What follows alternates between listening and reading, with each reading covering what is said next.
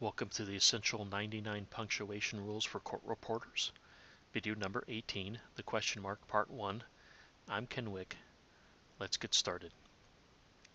So this video covers the question mark and ebook rules 29 and 30, which are the direct question and a short mid-sentence or end of sentence echo question.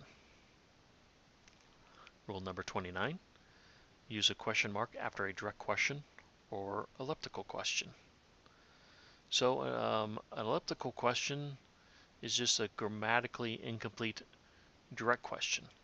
The missing elements of the question are understood by the context.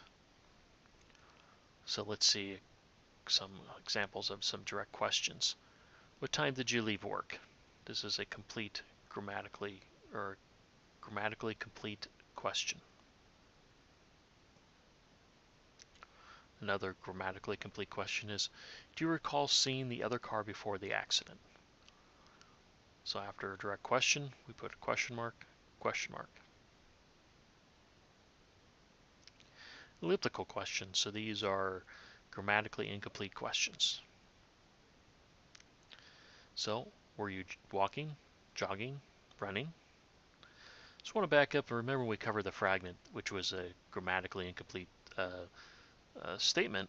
We treated fragments or anything that's grammatically incomplete like a fragment, just like it was grammatically complete. So the question is the same way. So if it's grammatically incomplete, we will treat it as a grammatically complete question. So were you walking, jogging, running? This jogging and running are grammatically incomplete sentences, but we'll put question marks after them. And there's a slight variation of how you can punctuate this, but I'm putting it this way because I prefer it this way. Was the car white, blue, red?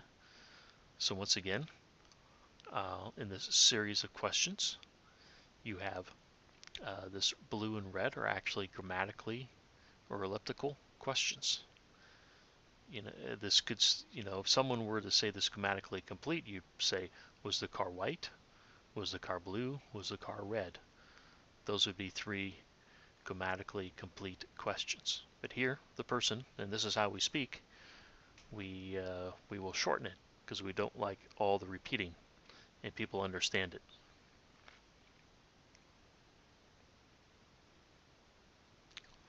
So rule number 30 is use commas to separate a short mid-sentence or end of sentence question that echoes the words of the sentence. So the key here is echo, an echo question. So these are short in the mid-sentence or at the end, and they echo. So short means 3 or less words. This is all based upon the examples. I didn't find a reference which actually defines short.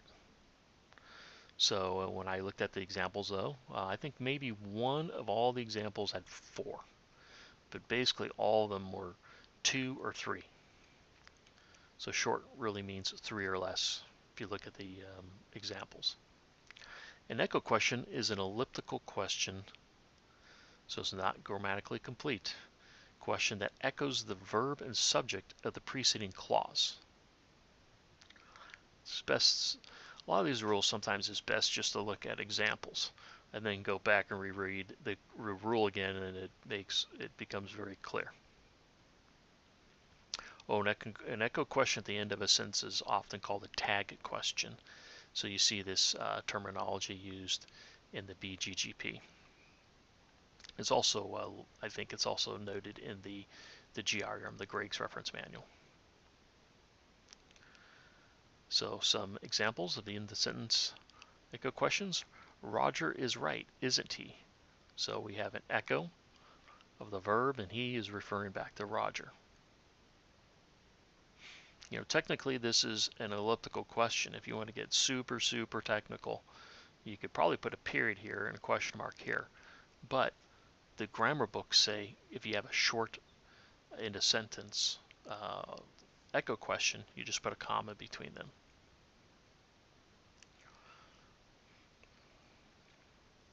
Mrs. Anderson delivered the case file, didn't she?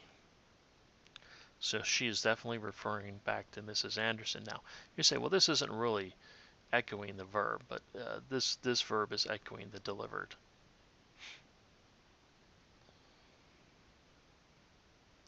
Mid-sentence. He could have, couldn't he, have avoided the accident, or the collision, sorry. Now this is the short mid-sentence echo. Couldn't, these are echo, this is a direct echo. So you separate it with commas.